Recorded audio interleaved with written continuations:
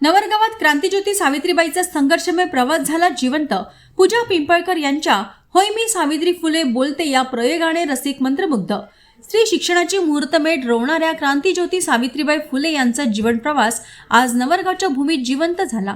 भारतीय शिक्षण संस्थेच्या अमृत महोत्सवी वर्षाचे औचित्य साधून आणि सावित्रीबाई फुले यांच्या जयंतीनिमित्त आयोजित करण्यात आलेल्या होय मी सावित्री फुले बोलते या एकपात्री प्रयोगाने रसिकांच्या डोळ्यांचे पारणे फेडले।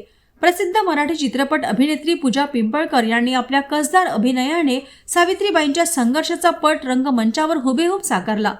पूजा पिंपळकर यांनी प्रसंगानुरूप आवाजातील चढउतार आणि वाचिक अभिनयाचा असा काही मिलाप घडवून आणला की उपस्थितांच्या अंगावर काटा आला।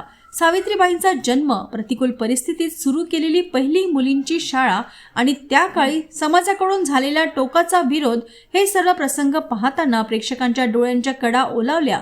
संघर्ष आणि प्रेरणेची गाथा या प्रयोगातून केवळ शिक्षणाचा प्रसारच नव्हे तर महात्मा ज्योतिराव फुले यांच्या सोबतचा त्यांचा सहप्रवास, सत्यशोधक समाजाचे कार्य आणि ज्योतिरावांच्या निधनानंतरचा तो हृदयद्रावक प्रसंग अत्यंत प्रभावीपणे मांडण्यात आला।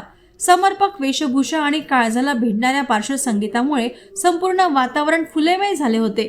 नवरगाव आणि परिसरातील नागरिक, विद्यार्थी आणि सामाजिक कार्यकर्त्यांनी या प्रयोगाला मोठी गर्दी केली होती।